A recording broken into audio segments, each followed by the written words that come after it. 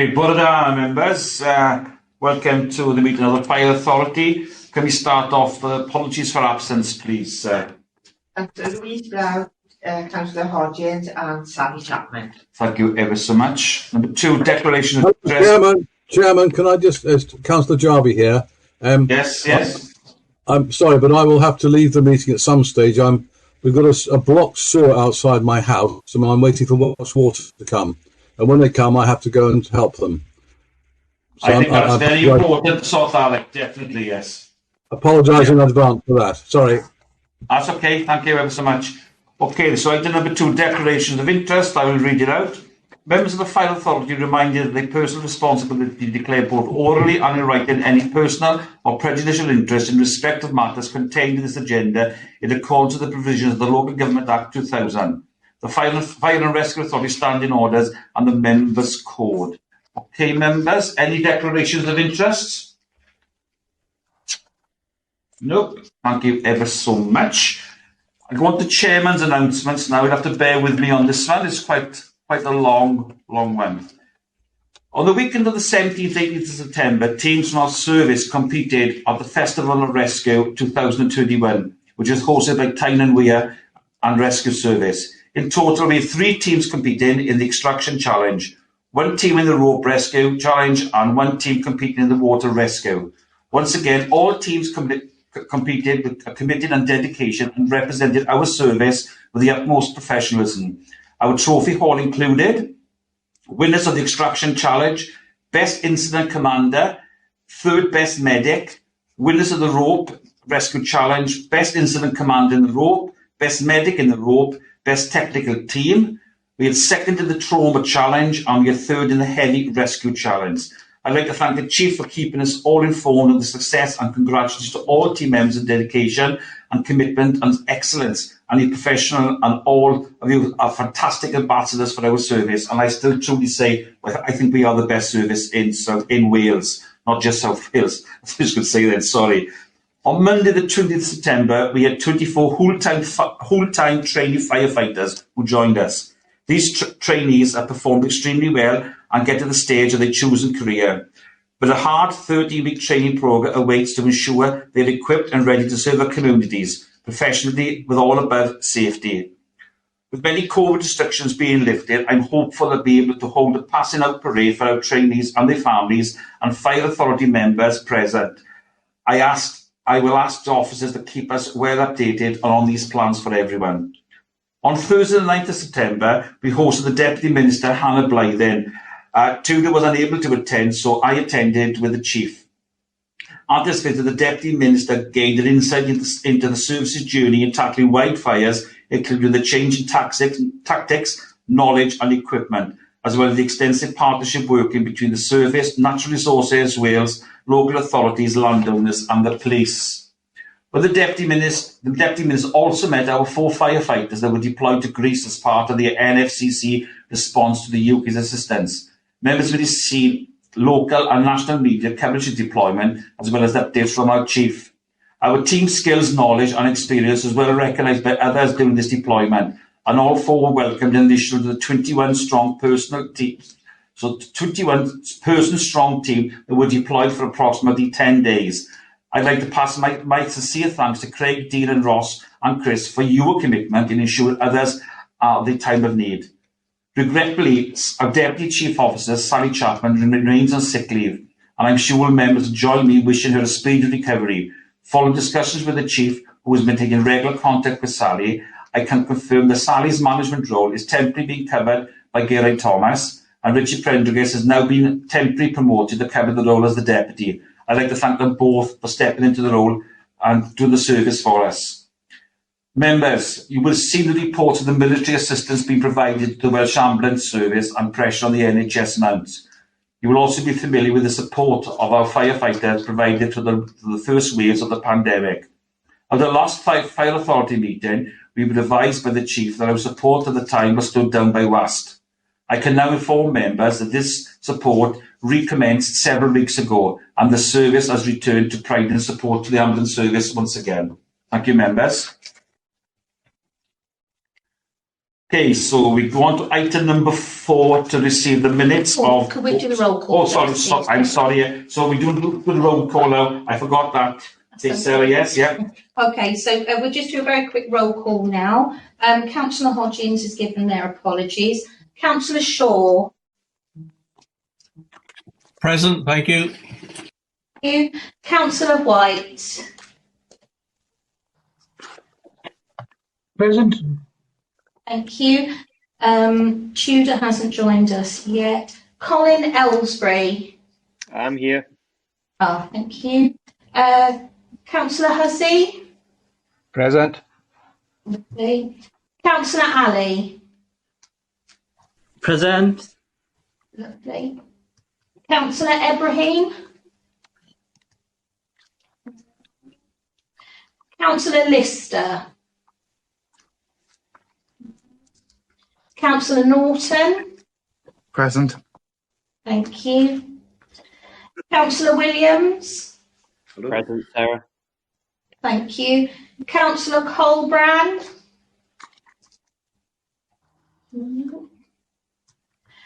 Councillor Brown has given their apologies. Councillor Smith. Present. Thank I'm here. you. Councillor Spencer. Present. Thank Also, you. while I'm on, I may need to leave early, but I'm not sure yet. Thank you, Councillor Spencer. Councillor Thomas. Present. Yeah, I can't talk much now, but I'm in the meetings, you see. Thanks. Right. Good. Bye. Councillor Bradwick. Yes, I'm here. Councillor Morgans. Good. Yes. Present. Good morning. Good morning. Councillor Holmes. Yes, I'm here. Thank you. Thank you. Councillor Roberts. Present. Thank you. Councillor Evans. Yeah, present. Thank you. Councillor Molson. Councillor Drake. Present. Thank you. And Councillor Jarvie. Present. Thank you, Councillor. That's the roll call. Okay, thank you, members. Can I remind members to keep their microphones off, please, if they're not going to speak. Thank you ever so much. So we go on to the minutes of the fire and rescue meeting held on the 9th of July 2021. So page 5, 6,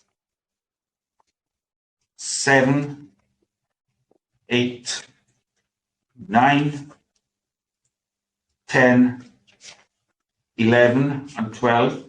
Any matters arising from those minutes? No. Can I have a proposal to accept the minutes, please? I can see Councillor Ali. Yeah.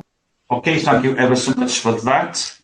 We go on to item on page 13, finance and performance, 13, 14, 15, 16, 17, 18, 19, 20, 21, 22, 23.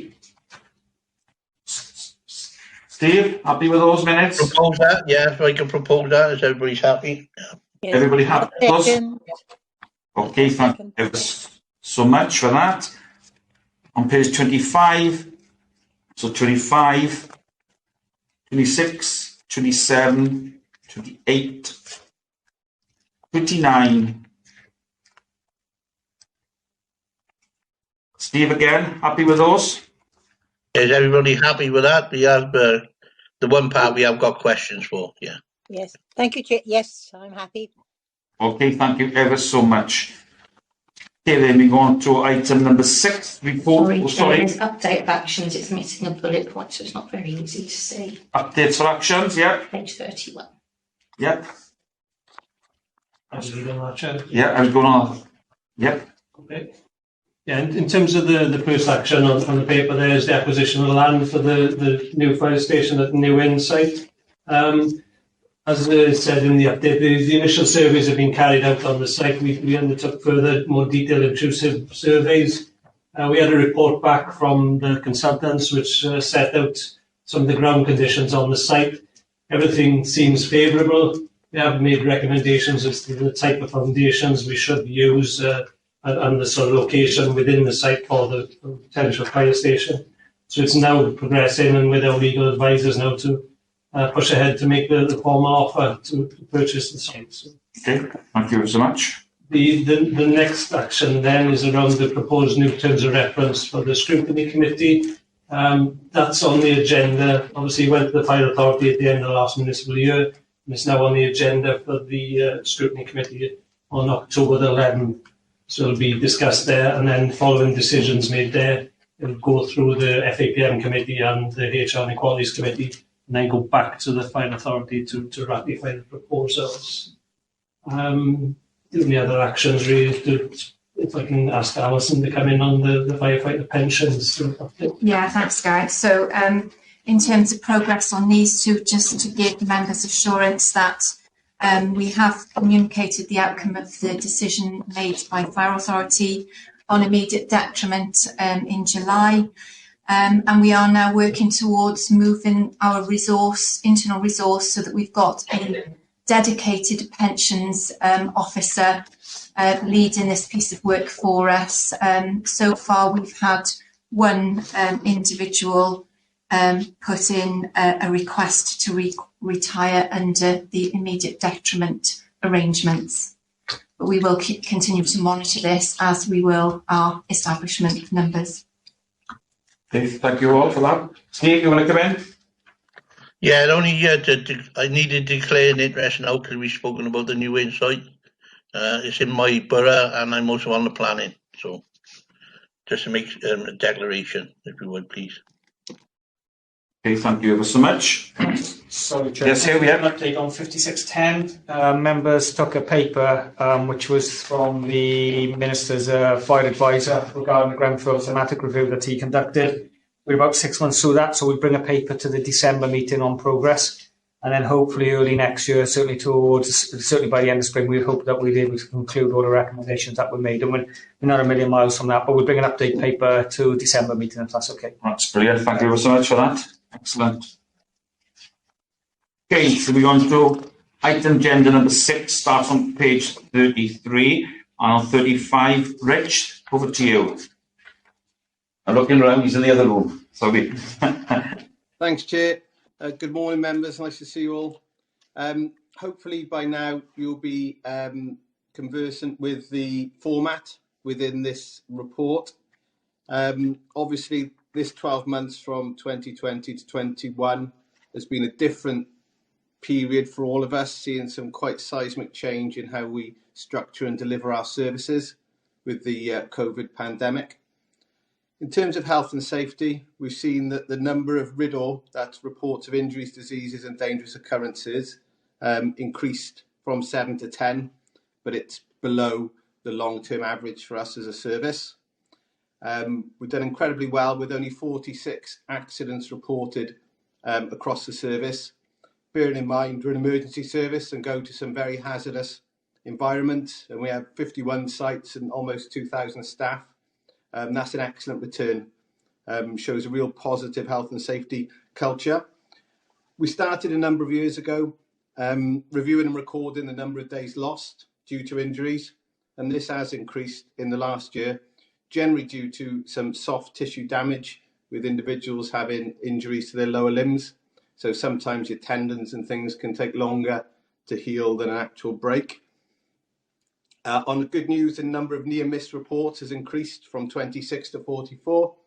I think members will recall that what we're trying to do as a service is get people to report potential unsafe circumstances so we can avoid injuries going forward.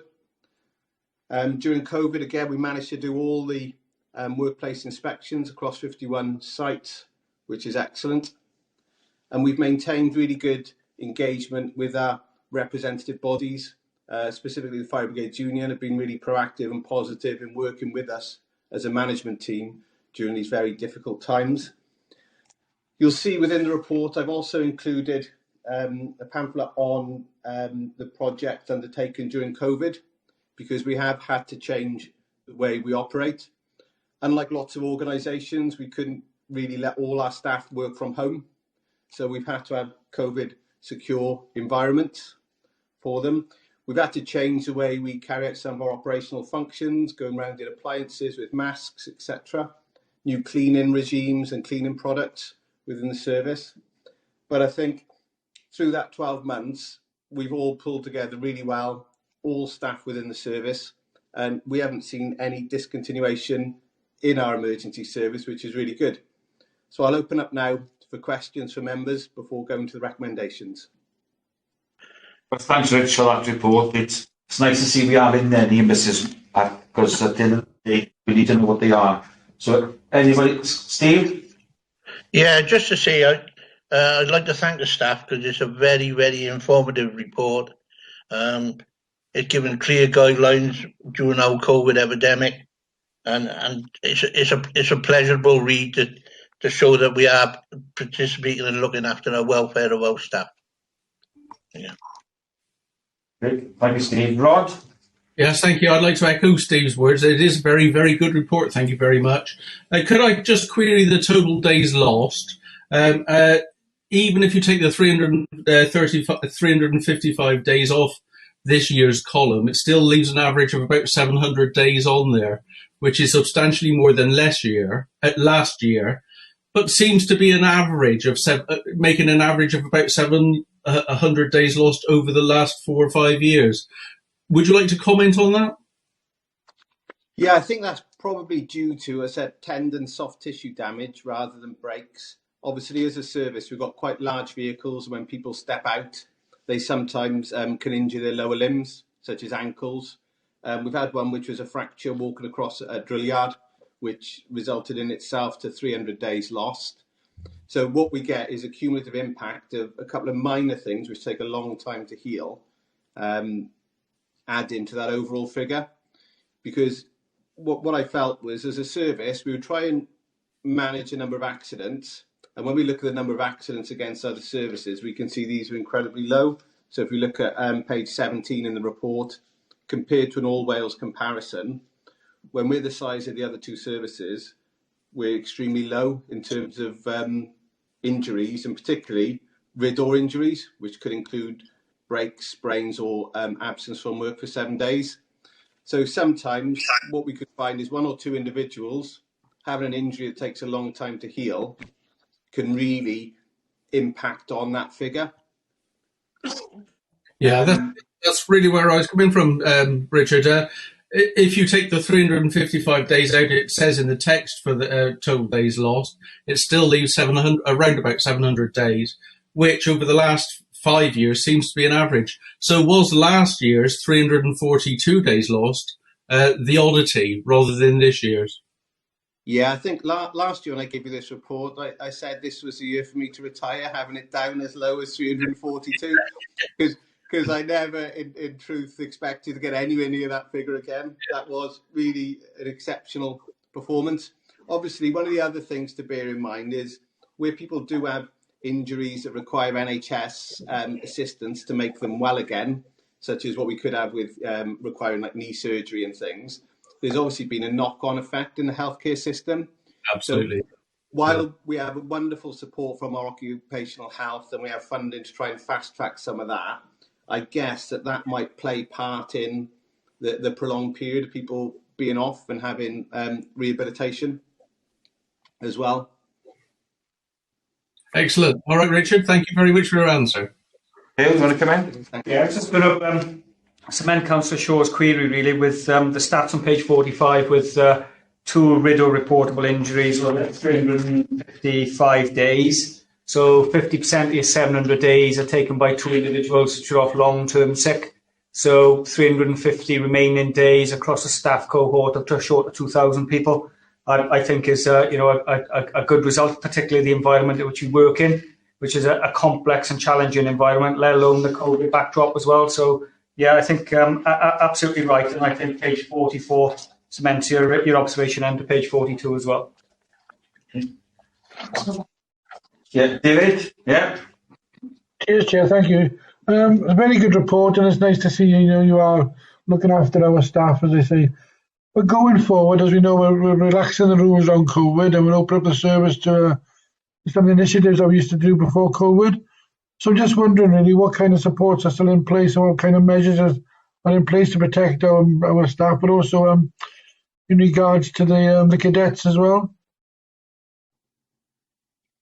Okay, so Yeah. do you want to come in there, Dan? Yeah, go on. Yeah, Dave. if you're happy, Rich. Yeah. Councillor White, what we've done with the firefighter cadets, we've reduced the overall numbers in each of the branches, and we're ensuring a higher level of social distancing for them.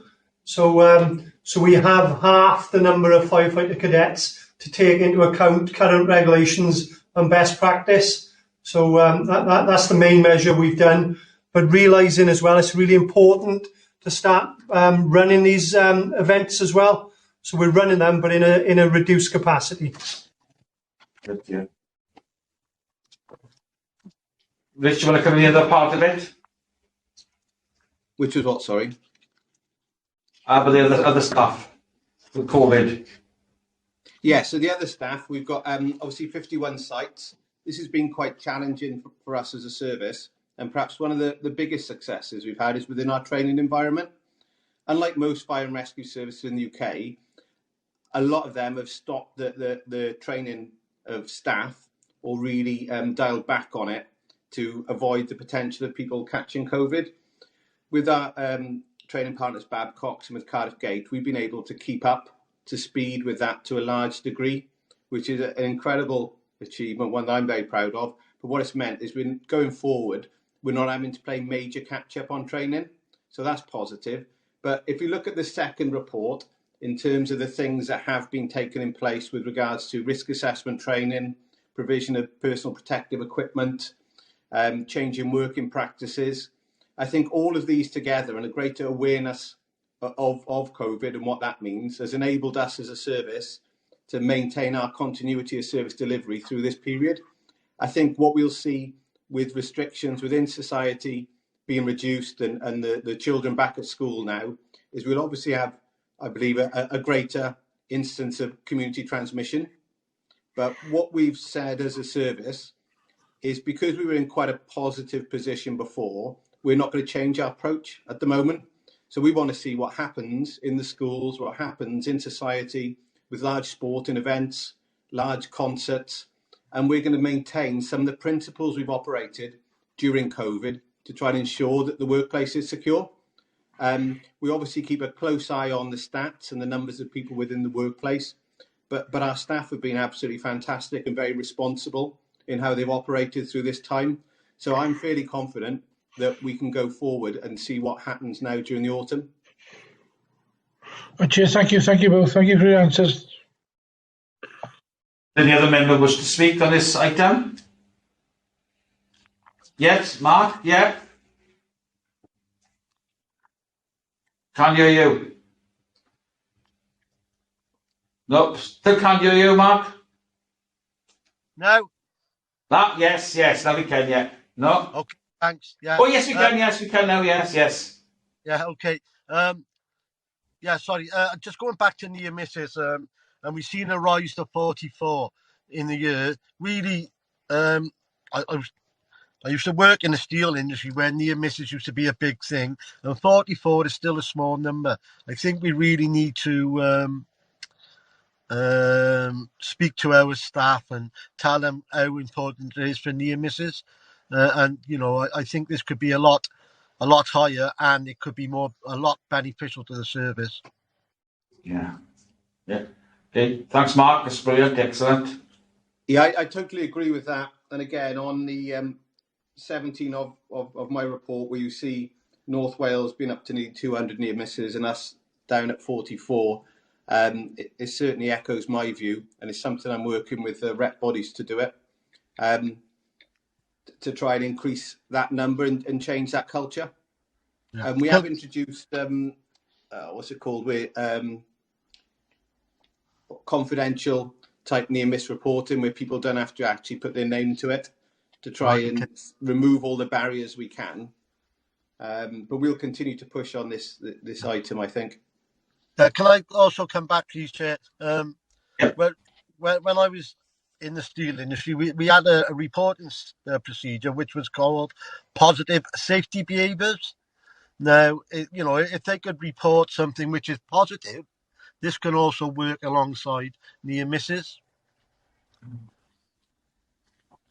Yeah, definitely. I agree. It's something that I've mentioned to our health and safety team to try and introduce this. I think give me the idea before, but obviously with the last sort of 2 years, we've been curtailed in the way of quite a small team responding to the COVID to try and create that COVID secure environment. Yeah. But it's definitely one that's down to try and push, and I will re-engage with the Fire Brigades Union on trying to push this culture as well. Okay, thank you very much. Any other member want to speak on this? Only, Yeah, go on, Val, yes. Thank you for a very comprehensive report. The near misses are important because it's the things that you sort of think, oh, it doesn't really matter, I'll do it. But no, it's a very, very comprehensive report. A lot of effort went into that, and I found it very interesting reading. And yeah, very conscious of how vulnerable our thumbs are. So thanks very much indeed, Rick. Thank you, Val. Always bring a smile to my face, you do, yes. So we've got the recommendations on this. So the recommendations are members to accept the report and the performance of South Wales Fire and Rescue Service in their health, safety and well-being. Members note the overall success achieved in 2021 and the delivery of environmental support of the health and safety issue and welfare of staff, especially during the current pandemic. And members endorse and support the range of initiatives underway to proactively and reactively support the health, safety and well-being of all staff employed by South Wales Fire and Rescue. Do members agree with that? Can I have a mover, please, or a seconder for that, please? Move up. Yeah, Move. Yeah. Second, yeah. Can we have a roll call, please, on this? Yes. Thank you. Councillor Shaw? Yes, agree. Thank you. Councillor White? Agree. Thank you. Councillor Ellsbury? Agreed. Thank you. Councillor Hussey? Agreed. Thank you. Councillor Ali? Agreed. Thank you. Councillor Ibrahim, I see you've joined us, but I'm not sure if you are eligible to vote. Did you see the whole of the report? I came in late, so my apologies. Okay, that's fine. Thank you. Councillor Norton? Agreed. Thank you. Councillor Williams? I'm in favour of the report, Sarah. You're in now. All right. Councillor Smith? Support. Thank you. Councillor Spencer? Agree. Thank you. Councillor Thomas? Agree. Thank you. Councillor Bradwick? Agreed, yes. Thank you. Councillor Morgans? Agree. Thank you. Councillor Holmes? Agreed. Thank you. Councillor Roberts? Agreed. Thank you. Councillor Evans? Agreed. Thank you. Councillor Drake? Agreed. Thank you. And Councillor Jarvie? Agreed. Thank you. Chair, just to let you know, Tudor's joined, as has Councillor Ibrahim and Steve Frank as well. Morning, everyone. Morning, everyone. I've had trouble getting into the system.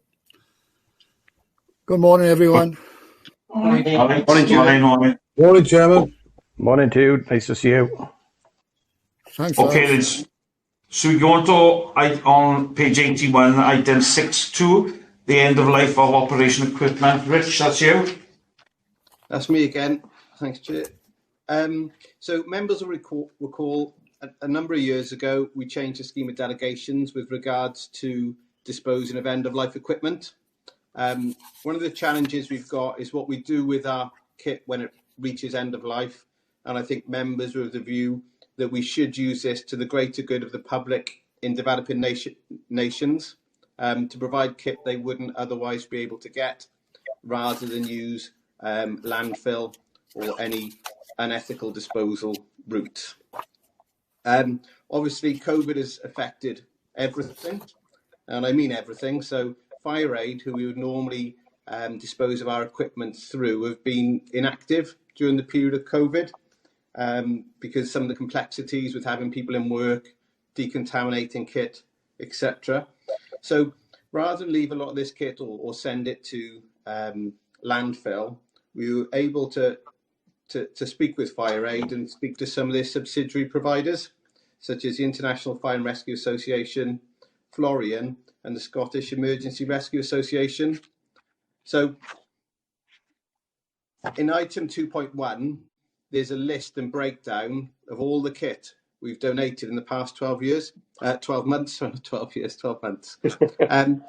As you can see, it's quite an extensive list of kit. Now, what that means to us is during this period of COVID, which was challenging, the kit going out means we've also been able to bring new kit in. So it's an indication to the authority about the great investment with your support that we've been able to put into frontline services during this difficult time. But you can also see where some of our end-of-life kit that we wouldn't maintain as a service has gone to help developing nations such as Mexico, the Philippines, Macedonia, Moldova, and the Ukraine. So it's a real positive news story, I think, for the authority. But one of the biggest changes we've had in the last 12 months has been updating our fire kit, the firefighting kit, and our helmets for firefighters. Now, these are quite big bulk items and would obviously take up a lot of landfill site and require potential decontamination. So through engagement with our firefighters, they said, well, rather than just get rid of this kit, why don't you give us the opportunity to raise money for the Firefighters Charity? So linking back to the last item, where in terms of how we get people well and back in the workplace, the Firefighters Charity are really important to us as a service, like with people dealing with rehab, mental health issues.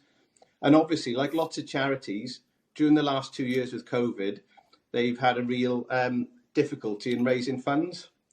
So one of the items we wanted to throw past members was for individuals at the end of life with their helmets to maintain or keep their helmet subject to paying a £10 donation to the Firefighters Charity.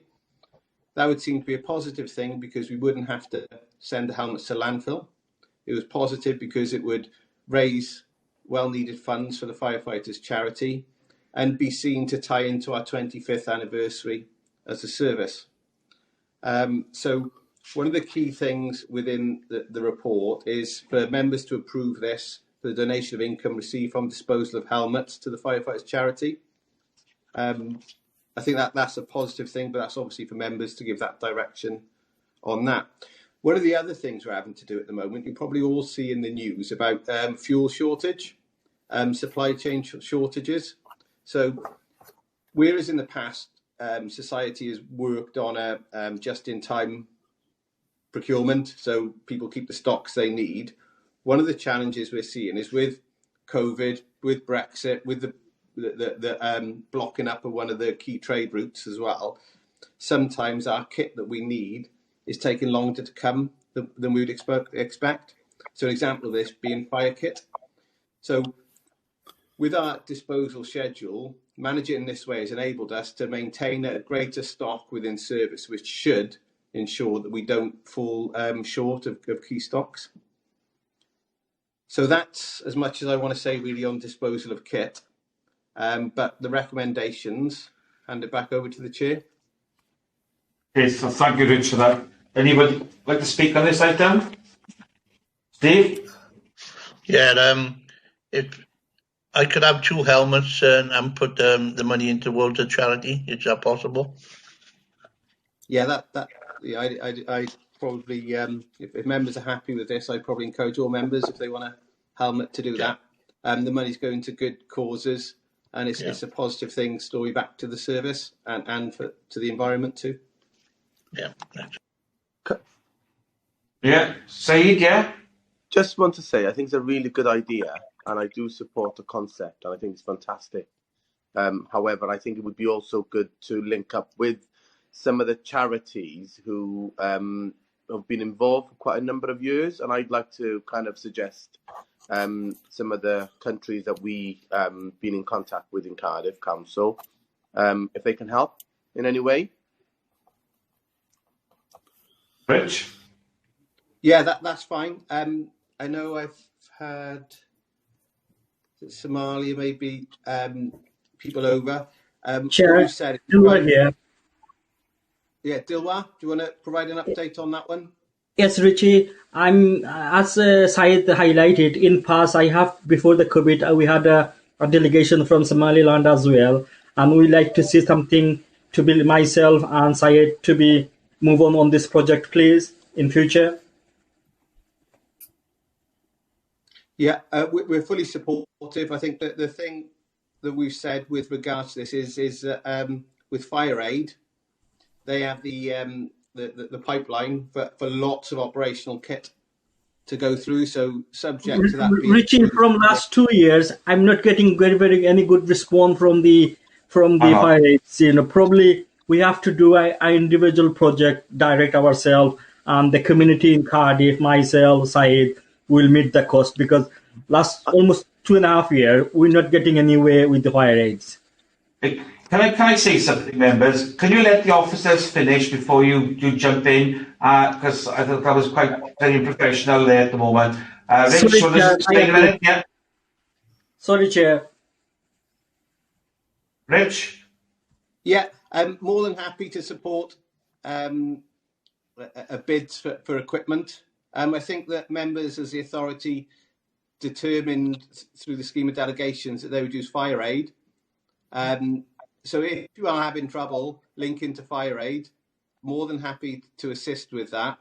But that was the group that's established with government funding, with DIVID, to source and place equipment. Because obviously there's a lot of wraparound security issues and things with giving kits, sorting out projects, going to countries that we as a service on our own can't host. Yeah. What's it? Yeah. Hey, want to come in a minute? Yeah. Yeah, just in support of Rich, really. I know we've brought this to members on several occasions around disposable or ethical disposal of end-of-life equipment, and for all sorts of complications and complexities. Members resolved at a previous meeting that Fire Aid would be the main charity to dispose equipment through. Okay, there's been a blockage within a pipeline and the supply chain because of COVID, and with no flights and everything else. Yes, we're happy to work locally, but really we need to do that through Fire Aid. So if we need to link members up, and we can do that collectively, but we still need to work through the ethos of Fire Aid, the authority decision on the last paper that came to members some time ago. It was quite a long time ago, wasn't it? I do remember that, because I think what they said was just for terrorism and things like that, And I think the chair and I said that we didn't want to see a terrorist attack with South Coast Fire and Rescue as on something, So if the members, if Dilwyn and Said want contact Rich after the meeting, I'm sure he will put you in the right direction and help you both on what you want to achieve. Is that okay with you both? Yeah? Yeah, Sure. Brilliant. Yeah. So the big thing is becoming, as you see in 1.3, that the ones that it's gone to are subsidiaries of Fire Aid. So Fire Aid contact number for their subsidiaries. So it's important that any charitable means of moving equipment set up under Fire Aid, and then once that's set up, we can gift equipment through that route. We can't gift direct. No, Yep. Can I come in? Hey, you do want to come in? Yeah, go on. I mean, I do agree with Richard. I think we have to go through the processes that's been set out. But I think it's Dilwyn and I maybe to follow through with the charity to see where we are with it, and how far we can go. I mean, there's nothing set in stone, but it's just making sure that the line of communication is well followed. Yeah, and we can assist with that, Councillor Ibrahim. That's no problem at all. Rich and the team will have contacts with Fire Aid, and we can make sure that yourself and Councillor Ali are linked within them as well, if that contact has dropped off through a COVID period. Yep. Okay, that's brilliant. Thank you ever so much for that. And if you do get in contact with the officers, I'm sure the officers will get in contact with you both on a way forward on this. So, anybody else want to speak on this item? No, can't see, no. So the recommendation is for members to approve the donation of income received from the disposal of helmets to the Firefighter Charity, as outlines in 2.3. The members agree to this. Yeah, proposed, Chair. Yeah. Yep. Okay. No, did a roll call on this, please? Thank you, members. Approve. Thank you. Councillor White. Approve. Thank you. Councillor Davies. Approve. Thank you. Councillor Ellsbury. Approved. Thank you. Councillor Hussey. Approved. Thank you. Councillor Ali. I'm happy to support the proposal. Also, can I have, on donation, can I have a 200, please? Thank you. We'll note that down for you. Councillor Ibrahim. Approved. Thank you. Councillor Norton. In favour. Thank you. Councillor Williams. In favour. Thank you. Councillor Smith. Support. Thank you. Councillor Spencer. In favour. Councillor Thomas. Support. Thank you. Councillor Bradford. Yes, support, yes. Councillor Morgans. Approve. Thank you. Councillor Holmes. Agreed. Thank you. Councillor Roberts. Agreed. Thank you. Councillor Evans. Agreed. Thank you. Councillor Drake. In favour. Thank you. And Councillor Jarvie. In favour. Thank you. That was unanimous, Chair. Okay, thank you ever so much. Okay, thank you. My school's trying to go with me. Yeah. Yeah. I was just distracted then. I was my head teacher of my school was going to contact me. She'll have to wait. It's detention, you have. Yeah, it's detention, yes, yeah. So we go to item 7. We do 7.1 on page 87. Medium-term financial strategy, 2021-22 to 26-27. Chris, over to you. Thank you, Chair. This report, members, has been to FAPM within the last week in terms of the detail of the medium-term financial strategy. It's coming to the Fire Authority for information in terms of the size of the problem, if I can put it like that. It's not desperately a problem at this moment in time, I would add, but I'll take you through some of the headline figures within the plan. The plan itself is available within the FAPM papers if members wish to refer to the detail of it in terms of some of the information given. The headlines are that the medium-term financial strategy as currently drafted shows an increase in the cost base for next year of 2.84%. Members will need to be mindful that the information that went to FAPM was drawn up prior to a couple of announcements that have come through from central government. The main one which affects our medium-term financial plan being the decision by government to put in place arrangements for the social care funding package. So when we drew up the FAPM paperwork, we were about £300,000 less than the figures in this report. We've now included that increase in national insurance within the figures that are before you today.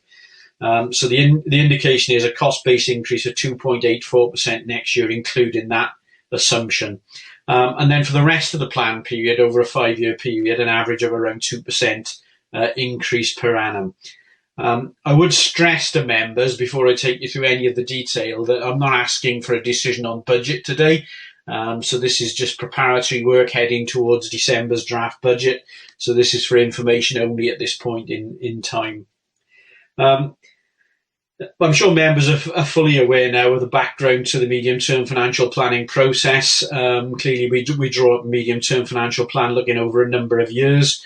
And for some years now, we've had a few problems around this because there are no forward indicators in existence, neither at a Westminster level nor at a Welsh Government level, which gives us a clue as to what the likely level of resourcing in local government for the coming years is going to be. And that's currently the case for this MTFS as well. There's been no indication from Welsh Government when they set the budget last year about what the level of resources for local government looks like for the coming financial year. That said, what has happened recently is there has been a statement from Welsh Government that they wish to return to multi-year settlements for the local government settlement. So forward indications over 3 years. However, we don't know how much detail they're going to publish on that. So when we see the local government settlement and when you see it at your councils towards the end of this year, we might start to see indicative figures coming out, only at a headline level, I would suggest. So that's another thing that has changed since the FAPM paperwork was released to the last meeting. In terms of the actual resourcing available, clearly we have a substantial requirement from the councils, which comes from a combination of Welsh Government settlements and council tax. We have a history of council tax increases in Wales, which indicates that it goes up by about 4 or 5% a year. And whenever we're factoring our resources into the medium-term financial plan, we're always mindful of the total package of resources available to local councils. The other thing we're reliant on, of course, is Welsh Government funding direct. They fund a number of grant streams into the Fire Authority. Again, we don't get any forward indication of those grant streams. We will only find out that immediately prior to the financial year. And currently that package of funding amounts to about £27 million per annum, and that includes things like our PFI contract and also our pensions deficit position, which they fund on a national basis. So there's quite a significant amount of money coming from Welsh Government there, which also represents a risk insofar as it being unknown. Turning to our cost base itself, in terms of the things that we are able to manage and reflect within the base budget, the biggest of those, of course, is pay. It's about 75% of our budget, and we're working on an average of 1.5% per annum cost increase in terms of pay awards on that. And that's what we've built into the financial plan going forward. The one slightly confusing issue on pay, which members will probably recall from last year's budget setting, is when we included the pay award estimates this time last year in setting our budget, we did actually say as a fire authority that if we overestimated those pay awards, that we would look to reduce the base budget and make a refund to local authorities in respect of that over provision. Now, we haven't yet settled all pay awards for the current financial year, so we haven't got a final figure on this yet. But it looks like, based on the Grey Book uniform staff settlements, that we might have overestimated by about £500,000 for the year. So there's no final figure on that yet, and there's been no definitive action in terms of making that base budget adjustment and making that refund. But as soon as we know a figure for certain, we will open discussions with our 10 constituent councils about the best way of achieving that result, in terms of whether they wish us to make a refund for the current year and then increase the budget accordingly next year, or whether they would prefer us to just roll over that money and actually provide a lesser increase for the coming financial year, which is one of the options we've got. So we'll start those conversations as soon as we are able, in terms of the settlement of final pay awards. In terms of the rest of the budget, I've outlined it in section 2.4 of the report, some of the main things that are built into the budget. We've included the effects of job evaluation. Members will recall you considered a report at your last meeting on the implementation of job evaluation. So that's been built in. We've built in some assumptions around the premises budget, particularly around business rates. There was a deferral of business rates revaluation in the current financial year. It looks like that's going to come in 23/4 now. And we've provided for a 20% uplift in business rates as a result of those revaluations. Obviously, these are only estimates at this moment in time. There's no certainty around that, but previous figures have given us cause for concern that we might see a substantial increase in that area. And the other thing we've built in as well, members will be aware from previous meetings, there's a major project around emergency services communication network going on. That's the way in which all emergency services communicate across the airwaves. And we are seeing a likely cost increase in that area, and it's also an area which we currently are funded by Welsh Government for. Again, we've got no certainty on this at the moment, but for prudence sake, we've built into the medium-term financial plan an assumption of a £600,000 cost over a 2-year period from 2024. That is sort of the order of magnitude of the funding from Welsh Government. It should cover us one of two ways. Either if the costs of the scheme go up, or alternatively, if Welsh Government funding goes down. So we've included that in, again, say no certainty, but it gives us a prudent position to start planning from for the coming years. In terms of ICT, members again approved a significant package of ICT investment for the current financial year, and the second part of that was next financial year. So we've included those assumptions around funding of ICT projects. One of the big areas of that was the investment in Microsoft licensing. So it would change the licensing model of the Fire Authority. It would put us onto Teams and various other solutions which would streamline the operation of the authority. Transport costs, members will be aware that we've been investing in electric vehicles, and we plan to continue that trend.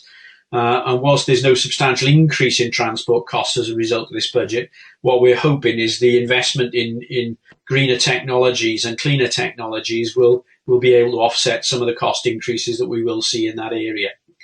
And to help fund that as well, we've made an assumption that capital financing costs will increase 4% per annum. That's to fund the existing capital programme, but also some of that increased investment in vehicles as well. So in summary, Chair, you'll see in paragraph 4 of the report on page 91, it just highlights the percentage increases that we've got in there over the next 5 years. Say 2.84%, the indicative figure for next year, and then a slowly reducing figure averaging around 2% for the rest of the period. But as I mentioned at the beginning, we're not asking for a decision on those figures yet. We're simply asking that the authority note the MTFS as the basis of our budget planning over the next 5 years, and we'll be coming back with reports towards the end of the year and obviously early next year with regards to your budget setting process. That's all, Chair. Okay, thank you for Chris. Any questions, members? Oh, Dan, you want to speak? Yep. Oh, it's only Chris testing us.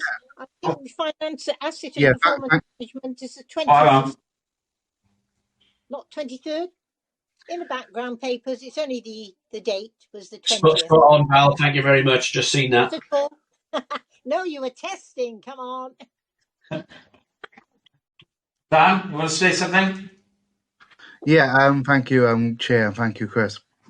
So, obviously, you mentioned about further investment potentials on electric vehicles, and that could obviously an area we could obviously help reduce cost-wise linked to petrol.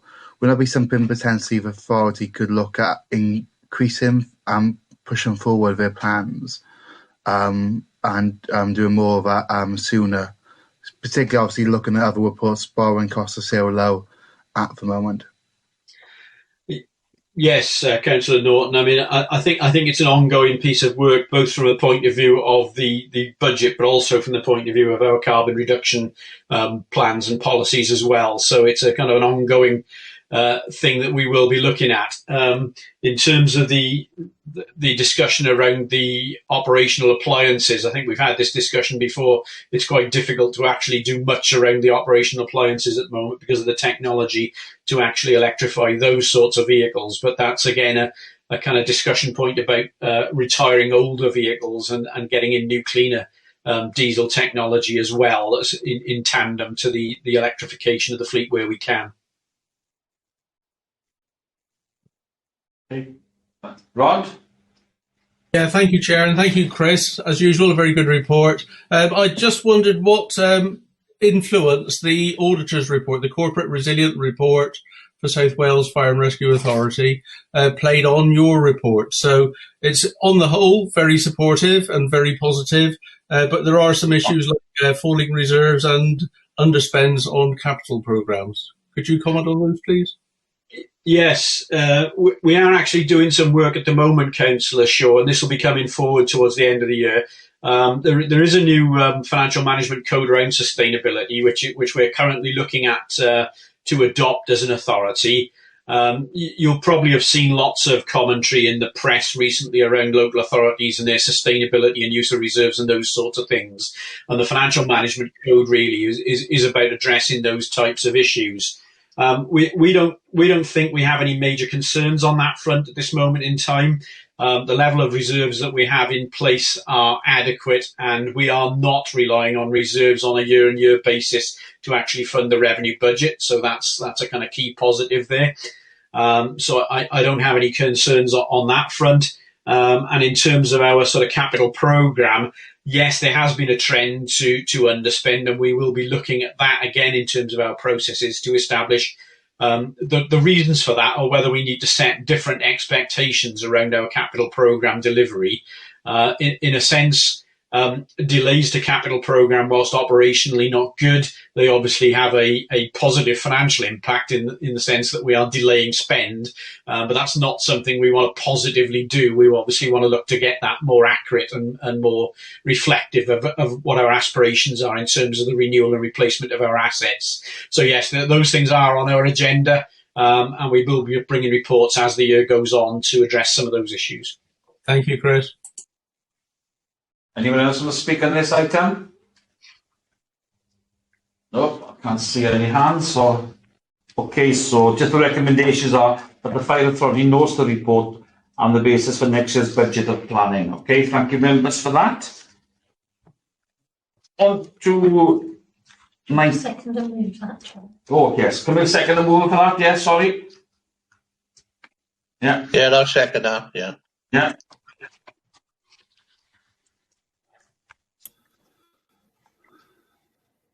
Can we second it, please?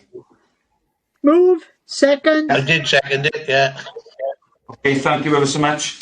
So on to page 93. See you again, Chris.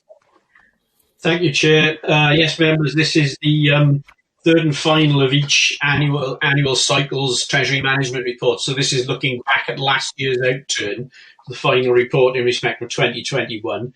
Again, members, I'm not going to go through the whole of this report. There were a couple of key salient points I wanted to draw out from the information within it. And they go back somewhat to Councillor Shaw's question that was asked. Members will note on page 98 of the report that the capital programme outturn, the capital expenditure figure on the top of that table, was again lower than had been originally planned. And of course, because it is lower, there's a lower capital financing requirement, which is a kind of positive thing in terms of less demand for money within the budget. But it does represent a kind of failure to keep up with our approved capital programme. And as I've said, that's one of the things we're going to be looking at over the coming months to actually assess what we can achieve, what we can't achieve, and how we better plan for that. The other thing within the report, members will note, is we have actually taken out some borrowing for the year. So on page 99, at the beginning of the text paragraphs there, you'll see that new borrowing of £5 million was drawn down during the year. It might seem slightly perverse to members that, having just said that we've had a lower capital expenditure figure and a lower capital financing requirement, I'm then saying that we've taken out new borrowing.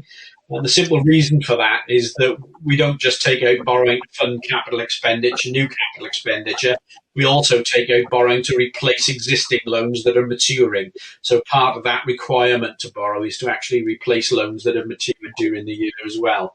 The other thing is, taking on Councillor Norton's previous question, of course, is that because interest rates are quite low at the moment, it's important that we do replace borrowing in a kind of planned and timely fashion, because we can, of course, lock in longer term borrowing at lower interest rates at this moment in time.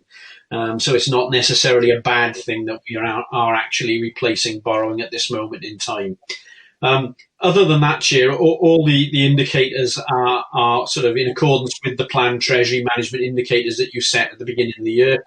There's no major issues around that. We haven't exceeded or breached any of the limits. And from that point of view, Chair, I'm going to stop talking unless members have got any questions. Anybody got questions? I'm looking at the screen. No? No? Oh, right. Thank you ever so much. And so, recommendation. Well, this committee recommends the Fire Authority note the annual Treasury Management Review 2021 and approve the actual 2021 prudent Treasury indicators set therein. So can I have a move and a seconder, please? Move. Yeah. Okay. Thank you ever so much, members, for that. We're on to page 105, which is the Corporate Reliance Report, South Wales Fire and Rescue Authority from Audit Wales. So over to you, Steve Frank. Thank you. Can you all hear me okay? Yes. Oh, fantastic. Thank you. Yeah. I think I had similar issues getting into Starleaf this morning. So anyway, here we are. So page 105 onwards. So this is corporate resilience. This is probably the most comprehensive piece of audit work that we've actually done with the authority for at least 10 years, I would say. So it builds on previous work, but also a substantial amount of work which we actually did last year, actually. So it's the actual report stated June 2021. So we've had the sort of ongoing discussions, or live feedback, ongoing discussion as we've actually gone along. And I think this is actually a fair reflection of actually where the authority is. It's lots of good things going on in here, but as actually naturally people do, they focus on the bad stuff, if you like. So, but I would actually put this in context, bearing in mind that the actual year that we've all had, it's been a year that's challenged everybody beyond belief, really. And the authority is actually very, very good, solid. It's a well-regarded authority UK-wise, but there's some issues here that have been hanging around for some years that need to be sorted, I think, in many respects. So if I just take you through the kind of key 5 areas from our report, one by one, really, and we go from there, really. So the first couple of pages are what we did and why. Where are we? Hang on. Page 108 gives a summary of what we found. So overall, resilience is good, plenty there, lots of good things going on, but there are some things that need to be dealt with rather than ducked, I think. It needs to be taken forward. So budgets, well managed, Chris's work, fantastic, very good. He's on it. So you can actually tell from the way that kind of Chris says things and reports things, any issues, he's on it straight away. So he gives us as auditors a massive amount of confidence and actually sort of where things are going slightly wonky, shall we say, in the future, that the authority is aware of it and on top of it. For governance, I think there's some issues there. I think of all the things that the kind of authority is known for and respected for, sort of scrutiny is sort of Achilles heel of the authority and the service, really. But I'll come back to that shortly. Workforce, lots of good things going on, sort of job evaluation done, very difficult tasks that's not easy. Lots of other authorities across the UK are basically ducked at, but not in South Wales. Issues around actually sort of dealing with kind of actually retirements and these sorts of things. Succession planning is the technical term that I've been reaching for there. Assets, pretty good. Long-standing challenges around actually collaboration, and the chief and I have had this long-running discussion about what the actual blockages are in some of that stuff, and we know where the actual blockages are, and actually we are doing in Audit Wales all we can do to kind of sort of unblock some of the plumbing, if you like. But watch this space. So business continuity of all the 5 areas that we looked at, very strong, very good indeed.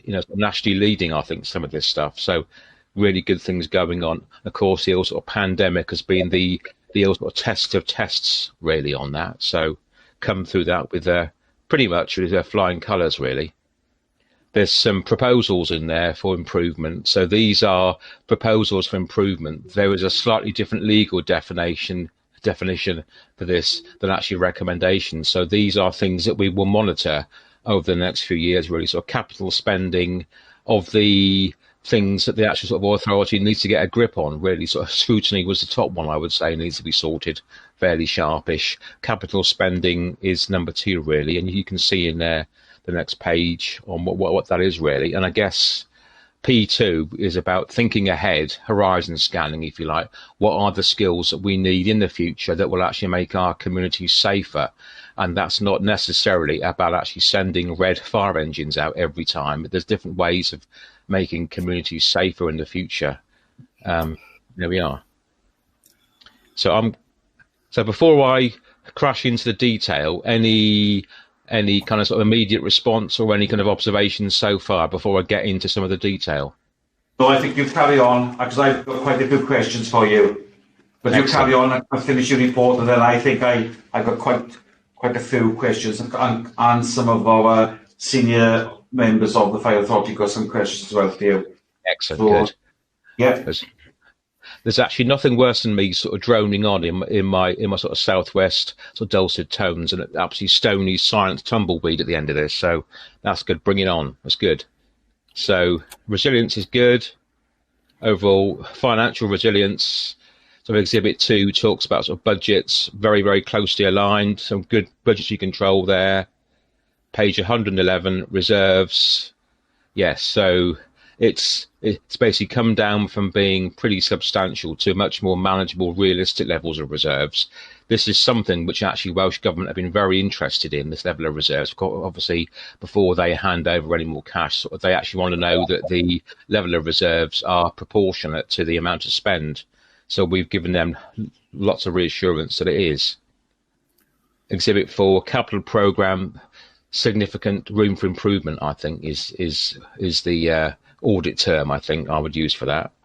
And the figures there, I think, speak for themselves. I don't need to say too much about that.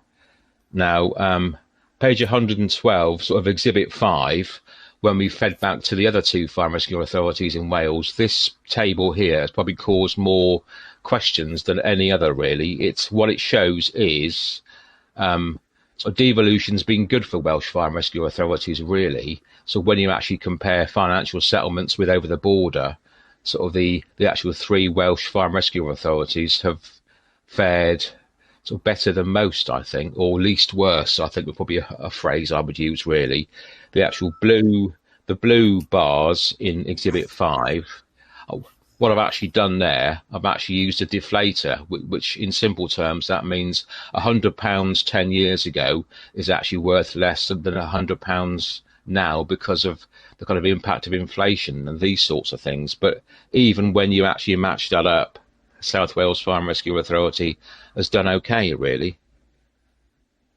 So that just actually tells you that the authority is actually resilient compared to many of the fire and rescue authorities over the border. So there's actually lots to be thankful for there, I think.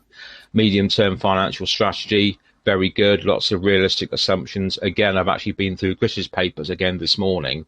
Really good set of papers in there, Chris. I think first class. I think really kind of sets out what the challenges are. Very good. And you're kind of on top of anything that does come untoward. So page 113. However, we identified some risks to financial resilience. So good track record in revenue. It's basically longer term, and we actually recognise that it is very, very difficult in any public services across the UK to actually plan financially long term. It's really difficult. But actually, what we're saying is try harder. Really, is actually try your best. So capacity challenges, lots and lots. I mean, I'm amazed for an authority how much bureaucracy that you lot have got to deal with. You're absolutely drowning in it, I think.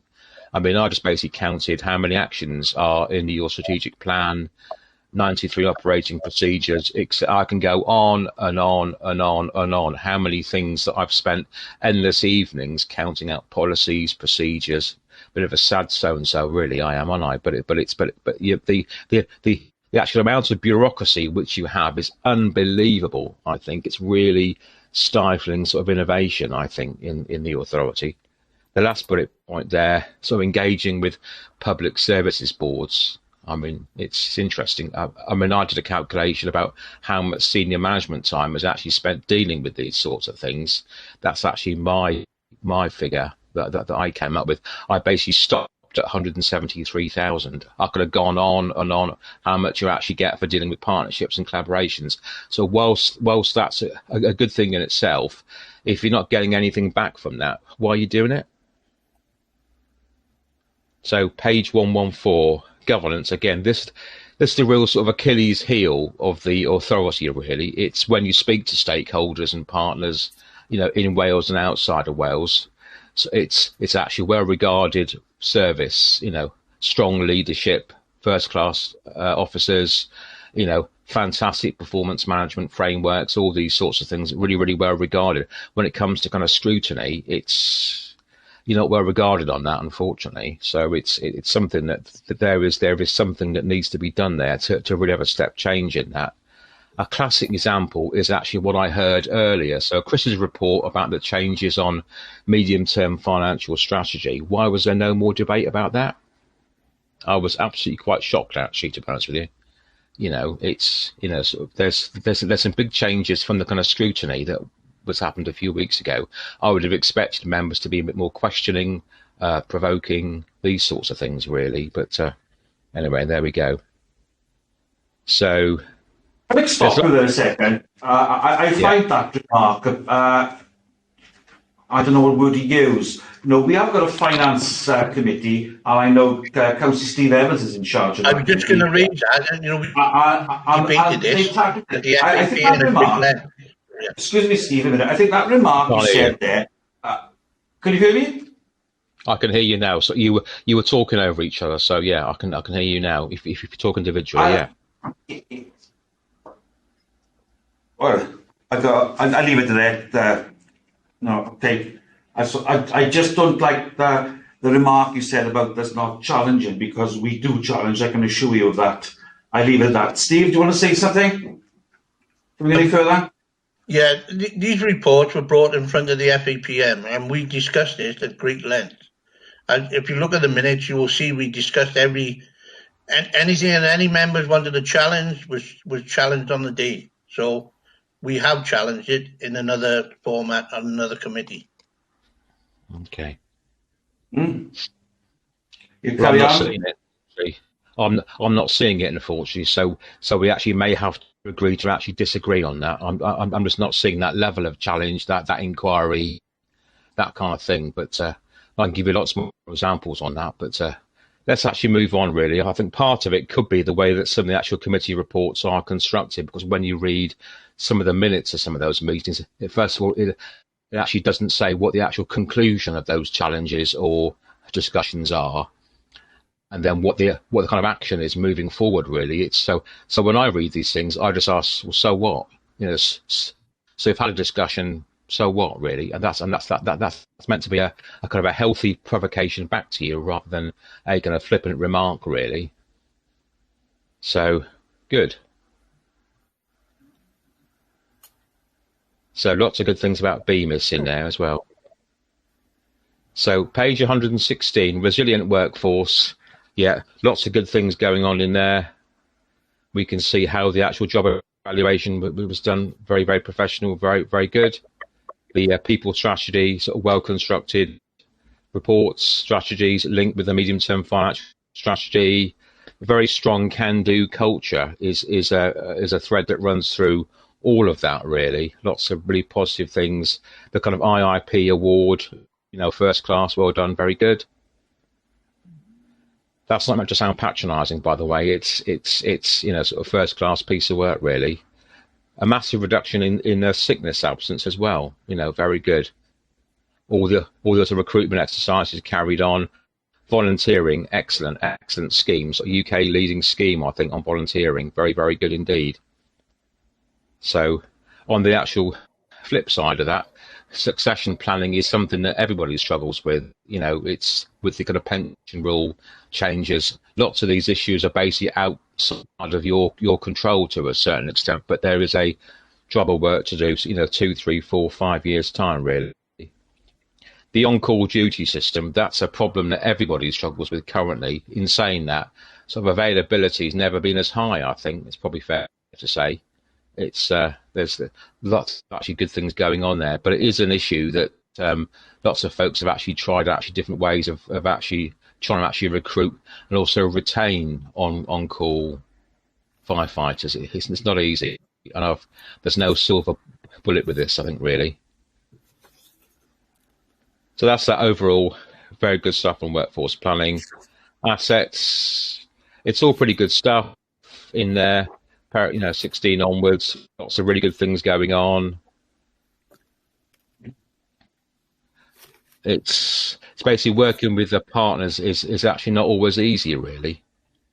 It's taking stock and also sort of evaluating the impact of sort of agile working, really.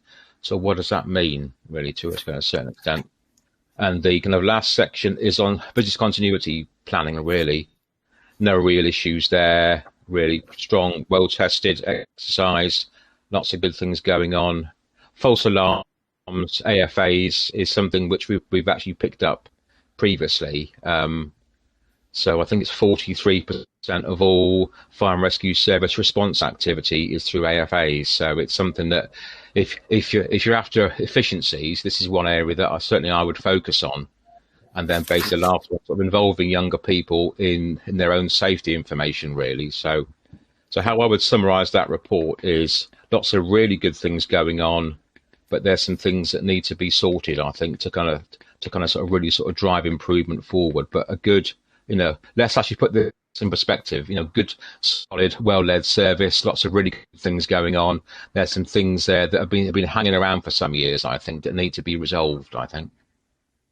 And that's it. I'll shut up now and take questions, if I may. Okay.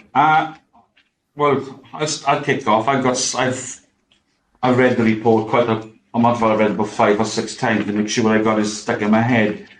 So I welcome some of the positive recognition of the report and the fantastic work that we as South are doing each and every day and have done over the last decade.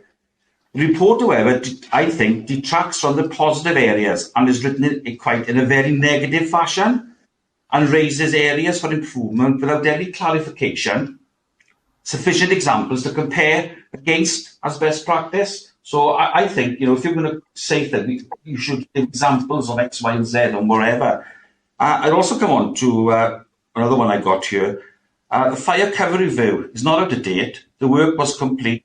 And recommendation for the fire review I got here commenced in 2014, and there was 3 phases which was in 2018. Major refurbishment of a new build, at least the mini fire cover review was the can't read my own writing here now. Impacts of potential new sites and on-call profiles. Now the capital programme is ongoing. Major works. We work with other blue light partners. The authority, we have made some really different decisions as part of the fire cover review, and I don't think you appreciate that when you're getting calls from residents, absolutely bombarded when you close a fire station. It's horrendous. It's okay for these people to sit in these other offices, but they need to be on the front line like we are. I've never had so much abuse sent to me when we closed the one in the Rhondda. It's phenomenal, So I'll just leave it at that. Steve, I think you've said you wanted to speak on this, Steve, as well. Yeah, I got 2 questions. The first one is, there are various reasons why our ambitious capital programme has underspends each year, which are all reported through FAPM, so there are no surprises at the end of the year for members. These range from priorities, commitment from our partners, example Monmouth Station, delays in deliveries of appliances, supply chain delays, planning constraints.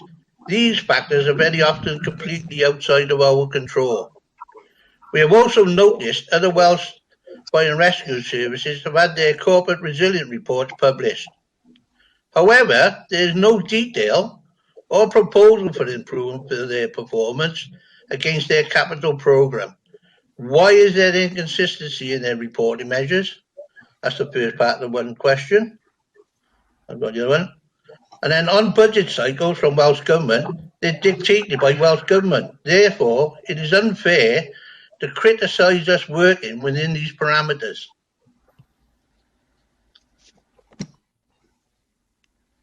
Okay, shall I answer those 2 questions, Chair? Yes, please. Yes. Okay. The actual simple reason why capital spending and management hasn't featured in North Wales and Mid and West Wales is because their kind of underspends are actually far less compared to their total spend, their kind of revenue spend. So it's basically more acute here in South Wales, really. The second question about budget cycle, well, we do recognise that it is difficult, and you're not alone in that by any other public services, really. What we're trying to say is it's a longer term financial budgeting, profiling, forecasting, all these things. There is some room for improvement, really, but it is very difficult when you only get an annual budget cycle. We do recognise that, and we do say that in the report, really. So all we can say is basically do what you can within the parameters of what you set, really. Okay. Dave White's still on it, but I think Dave White wanted to speak. What's up, there, Dave? Yeah, yes, please. Thank you, Chair. I've always felt that that our authority are very ambitious. And we're also we're keen to challenge ourselves personally as a fire authority, and having the volume of actions for a 10-year strategy plan, we do not feel is excessive, and not all being addressed within the first year or two, as a plan spans over a much longer timescales. As an emergency service, we do not operate without policies and procedures, which we adhere to, and that ensures safe systems of work are in place. If you mind, Chair, can I also raise another point as well, Chair? Yes, David, yeah. Another note is we're always keen to take up opportunities to share our facilities. You only have to look at in Bridgend. I live in Bridgend, just across the road from me practically. We have the police headquarters where we're sharing the services down there. And my understanding, that's been a tremendous success for the fire authority, but also for the staff who work there as well. The difficulty areas arises from the commitment from our partners and funding constraints, especially from WAST, often prevent us from achieving our ideal schemes and our goals. Recent examples include, as I said, the Abergavenny officer stations, and we're always looking to explore other avenues that are in place where we can provide shared services. And as I already mentioned, the South Wales Police have moved to the Cowbridge Fire Station as well. And negotiations are taking place regarding potential co-location with our partners and the proposed new Wynn site. And so therefore, I would like it to be recognised that we are willing to share facilities and also to share other partners' facilities as well. Yeah. Do you want to say something too, Davis? Yes, thank you, Chair. I wasn't, but it does concern me. If I look at page 11 of the report under item 10, however, risks are corporate risk.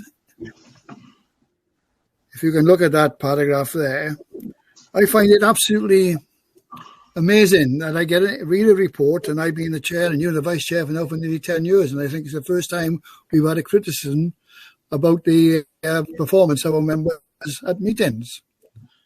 And I will recall back to the Webster report in 2013, where the Welsh Government came up with the same argument with no evidence.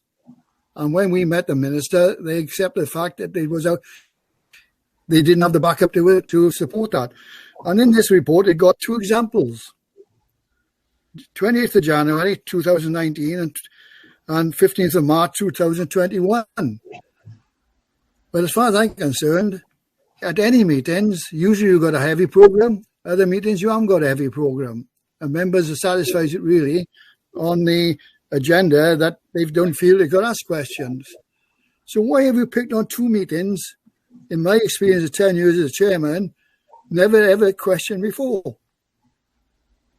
And coming to scrutiny, as far as I'm concerned, we have two scrutiny committee meetings a year. I, as a chairman last year, felt that we had to revamp this and go over it and try now to, how can I say, get a much more,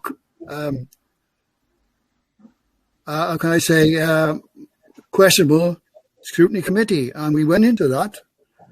And I object to the fact that you already mentioned in that report that we were going to have a committee, a scrutiny committee, of opted outside of the fire authority. What right did you? What's your right to put that into the report? Because we haven't decided on nothing at all. That was one option we discussed, and it was not accepted. So, as far as I'm concerned, you've just gone into put something in the report you had no right to do. That's why I want to make a point, the chairman, on scrutiny. Thank you, Tudor. Ready to come back? Hang on. Was there a question in there, Chair? Or Yes, there is. Josh? Well, Yeah. if you can't understand what I've said about it, I've asked you a question that you put in information into your report you had no right to put in. No, I think Why did you put in there our- that we were considering or we were looking at to have a non-authority scrutiny committee? I think our kind of audit powers are fairly significant, really. We can look at pretty much anything, any kind of time, really. But on the kind of specific meetings, Look, Steve, I'll stop there. That's your right. But as far as I'm concerned, we want the truth. We want the truth of facts. Okay. Not distorted, the truth. And I've had my experience with you in authority as well. Yeah. On reports I've had. But as far as I'm concerned, all we want is the true facts. You didn't that's give what it. you've got here. No, we haven't. That's actually what we've got. I won't go on any further, Chairman, because you go back to you, Chair, all right? Okay, thank you. Pam, did you want to say something? Yeah, I'll bring you in later on, Dal. Pam, you want to come in? Are you speaking to me, Chairman? No, Pamela Drake. I thought Pamela Drake, she said she had a question. She told me earlier on. No? Okay, Dan, I'll bring Dan opening. Yeah, thank you very much for the report. Obviously, there's a lot to consider in there. You mentioned, obviously, scrutiny is an issue you think we need to improve. Would you have any recommendations? Would you agree? Would you agree that we would potentially next year, when we also have a new group of councillors on the authority, particularly after elections next year, should the authority budget to have scrutiny training, like local authorities have for their scrutiny committee, to improve potentially the outcome of the committee and the training and options for members have on it. And also, you mentioned obviously around the authority spending too much time and money on being on public protection committees. Well, obviously, because we're committed to obviously for 10 local authorities and 9 public protection committees in the area. There's not much I think we could do about that. Do you have any suggestions on that? Because you said it was unsustainable at the moment. Okay, thank you. Yes, there's probably 2 issues there, really. The first is, as I understand it, there is a member training programme already in place that I think includes scrutiny, but it actually may be worth sort of observing perhaps some other fire and rescue authorities around the UK just to get a sense of how actually they do it, purely for interest and for comparison, really. The second thing is your question about the actual sort of amount of time spent on actually sort of attending other kind of committees, officers' time, that kind of thing. I think actually what I'm saying there is it's basically got to be evaluated for actually value for money, really. So are you actually spending the actual right amount of time? Is it the right officer going? Are you getting anything back from that attendance, really? So we're not saying actually don't go or spend more or spend less. But what we're saying is let's have a think about what you are getting back for your actually time spent, really. Does that answer your questions? Yeah, thank you. Okay, great, thank you. Does any other member want to come in?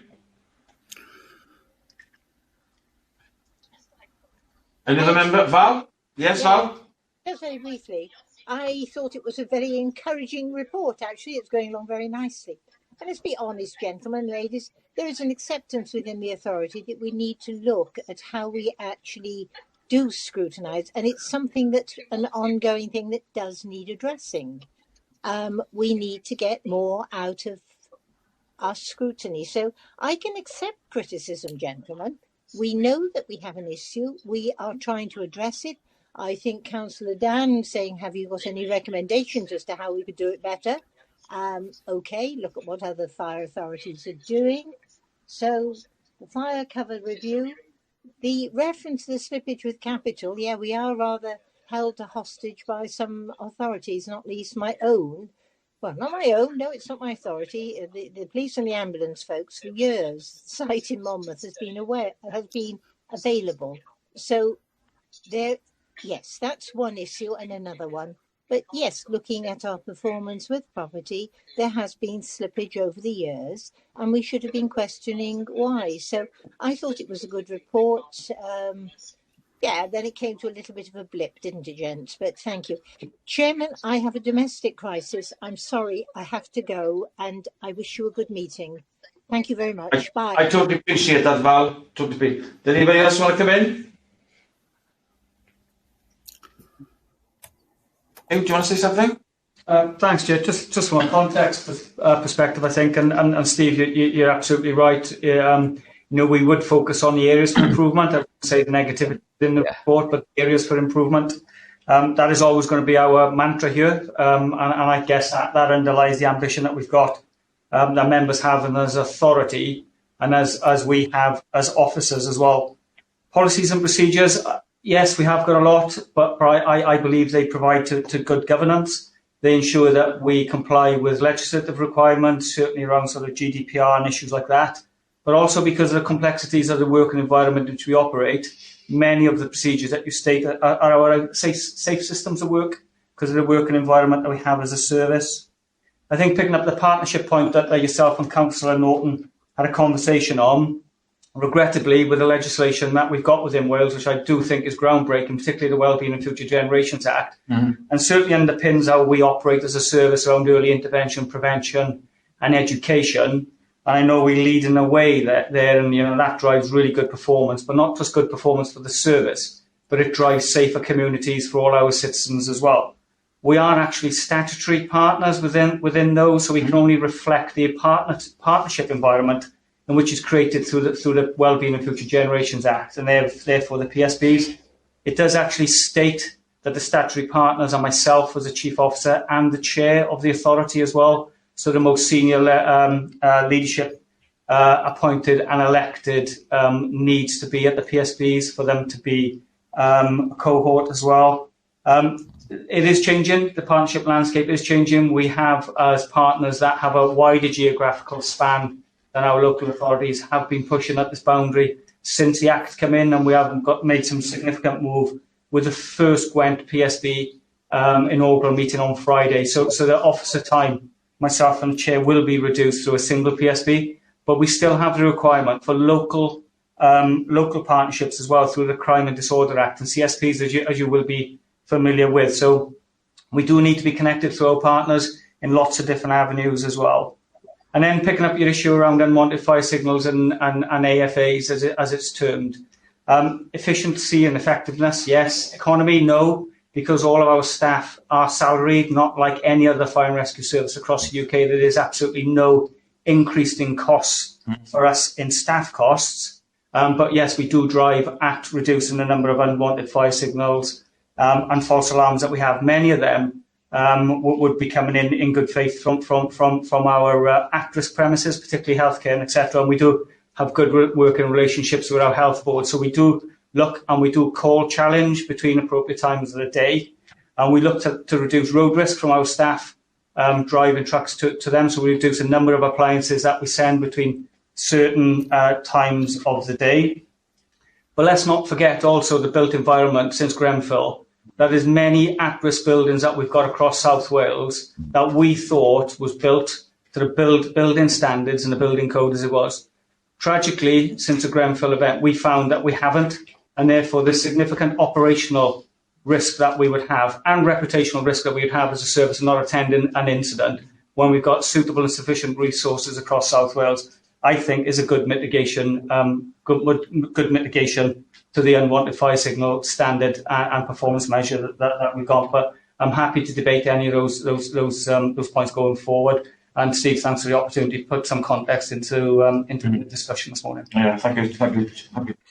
Can I ask a question? Sorry, Chair. Was that Rich? Yes, Rich. Yeah. In terms of scrutiny and where we are as a service, you said in terms of the audit report that we were UK leaders in lots of areas. Was that right, Steve? Yes, yeah. I did say that, didn't I? Damn. Yeah. I did say that, didn't I? Yeah, that come repeatedly. So Yeah. in large Yeah. chunks of the so what and the what, it would appear to me, reading the report, we're performing very well as a public sector, both within Wales and within In some areas, yeah. So my question comes on about more theoretical in terms of scrutiny and support. Obviously, we wouldn't be able to perform to that standard without the right blend of members' support and scrutiny. So the challenge would be, if we were overly scrutinised in everything we did, we might not feel confident as officers to do things. So obviously, in terms of the risk dynamic that the Fire Authority members provide to us, in terms of support and scrutiny, the outcomes would be pretty good. Yeah, that's a fair challenge back. Actually, I think some of the areas that I said were nationally leading around sort of business continuity, performance management framework, that kind of stuff. That sort of operational stuff sort of tends actually not to get an awful lot of scrutiny anyway. But it's yeah, you've actually raised a fair point, really. So I think your question is, how can you say we're not actually sort of delivering on our scrutiny processes when the kind of outcomes are good? Yeah, that's exactly, because for me, Yeah, sometimes a coaching, mentoring role, and that challenge I get back from the elected members has helped me grow as an officer to be able to have confidence to try and to learn. So it's always that balance between a learning environment and performing environment. So that's the one I would say. The other one, more of a technical nature in terms of the improvement, was on P2. You say focus on identifying and developing skills to deliver in the long term, particularly for Green Book non-uniform staff.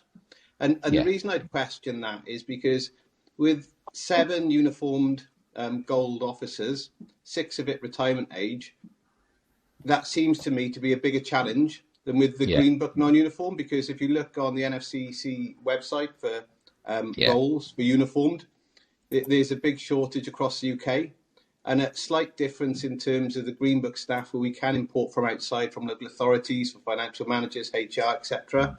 One of the challenges with the Fire and Rescue Service being a single point of entry is you can't grow people to those levels overnight. So is that recommendation the right way round? It probably is, because it's having some sort of parity between Green Book and Grey Book on those sort of middle management roles, really, sort of where they get the same sort of opportunities for training, development, coaching, all that kind of stuff as actually Grey Book. But I can see where your challenge is, and I think you probably say that you've got sort of bigger fish to fry, possibly, haven't you, at the moment? Yeah, it's a challenge across all fire and rescue services around the UK, I would say. It's it's a sort of where your sort of future leaders are going to sort of come from, sort of grabbing your own over time, because you basically must have some sort of apprentices, sort of junior officers there that you want to sort of Green Book and Grey Book that you want to bring forward the next 10, 20 years, really. So that's that future sort of longer term planning. So that's the sort of nirvana, isn't it? Really, sort of grow your own over longer term. Yeah, I'm going back as well. We don't just come to meetings. I get calls off the chief of the deputies on a Saturday, Sunday. X, Y, and Z. We have, as a chair and a deputy chair, and I think Steve and the Pam as chairs of the other committees, we had a regular update. We don't have to come to a meeting. We are told exactly what's going on, X, Y, and Z.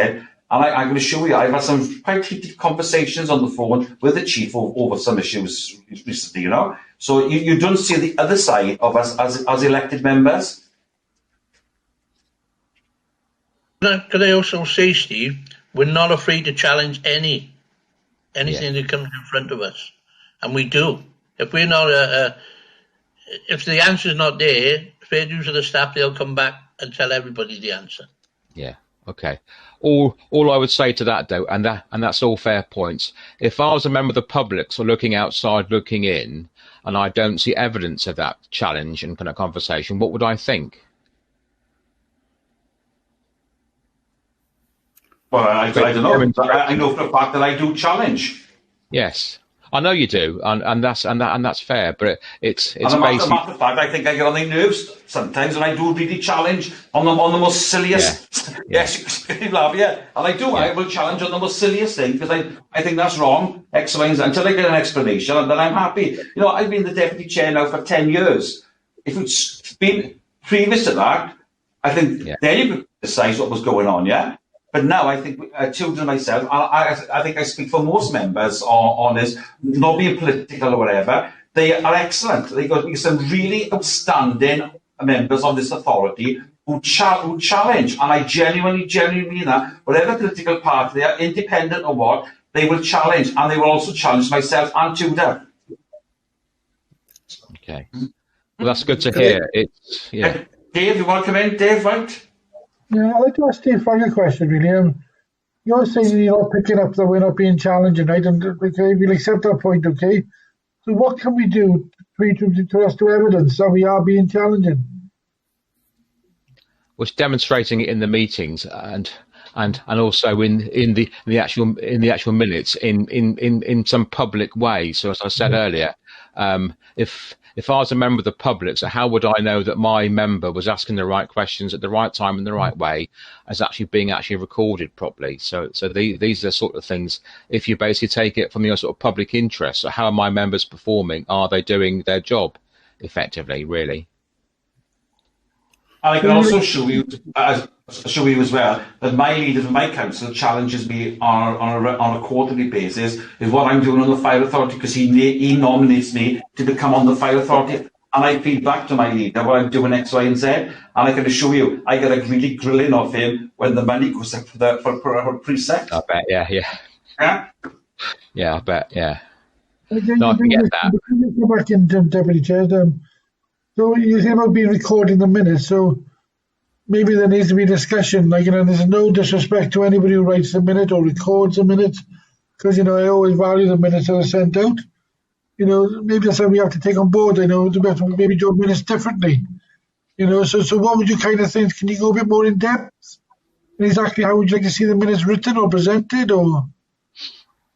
It's one thing I've actually seen done well elsewhere is that each actual discussion issue, what's the actual conclusion for that discussion, and then actually what's the action that's going to be sort of taken forward by the authority. I can't always see what that link is between all your good discussions that you have, and it's that so what question really. So that's all been a good debate. It's a really good questions actually been asked.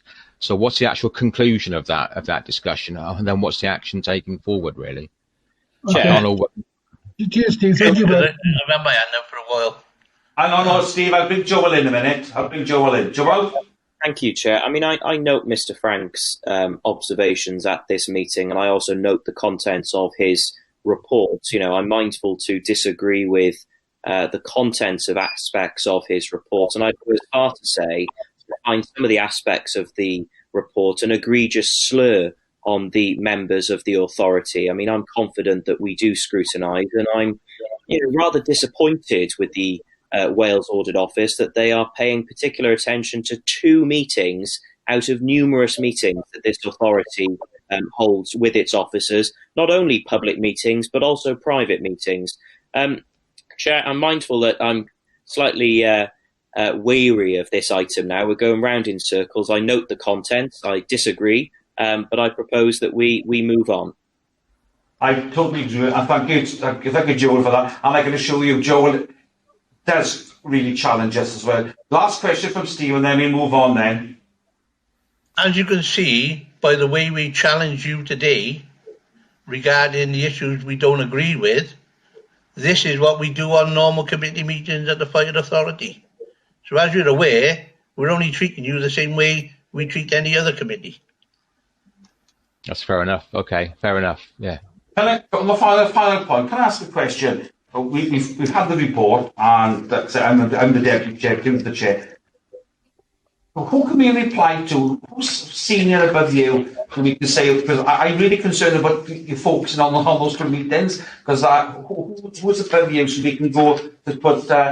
And if all the Fire Authority members agree on this, the chair and myself can write a letter to the Auditor General on this matter. Yeah, please do. Yeah, it's Adrian is the kind of Auditor General for Wales. I'm actually sure he would actually welcome some written correspondence for you. I'm sure he would. Yeah. So, members, do you agree that the chair and myself put the letter in? Yeah. Yep. Yeah. Yes, 100%. Yep. Yeah. I can see all hands going up. Hands going up. Yep. Yep. Brilliant. Thank you. Thank you so much. But thank you for your report. As you can see, we do challenge, and you know, I might not be here this time next year because there's elections next year. So you know, at the end of the day, I will look after the fire authority for the people who come in after my shoes. You know, but at the end of the day, thank you ever so much for that, and thank you members for that. Thank you. Lovely. I'll shuffle off now if I may, but thank you very much. Yes, yeah. All the best. Yeah, cheers. Thank you. Yeah, thank you. Yeah. Cheers. Okay then, so we go on to item 7.4, forward working programme, Geraint. Thanks, Chair. This is just the standard forward work programme for the municipal year. Obviously covers off the reports that have previously gone to the committee, and the agenda for today is set out for the remainder of the year, unless members have got specific requests for any additional reports that they would like.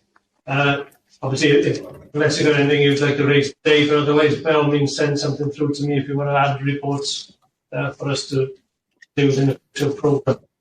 Thanks, thank you. Anybody want to add anything? The only one. Sorry, yes. The Grenfell one to December. Oh, yes, the Grenfell one to December, yes, that's it, yeah. Okay, I've got no urgent business. As I said at the beginning, I wish Sally Chapman all the very best and I hope her health gets back. And if you do want to purchase a helmet, I've got my helmet over there. So I've always wanted to have a fireman's helmet, so I've got a fireman's helmet now. So if you want to 5, 6, 7, 8, 9 or 10, the money goes to Firefighters Charities. Thank you ever so much, members. Hold on, before you go, on the forward work programme, do you think it's going to be mindful where we got the Audit Wales annual one, summary? Do we fire something off before that comes to us, to the Auditor General, or do we sort of hold back? Yeah, we'll get a response to the auditors before that report, Steve. Okay. Yeah, no, that's good, because I think that's certainly give him a flea in his ear. And we could have said more, but credit where credit's due to members, we stood our ground. I'm quite impressed. So there we are. Okay, thank you all. Have a safe journey home, everybody. Bye bye. Yeah. Bye bye. Bye all. Bye all. Thank you.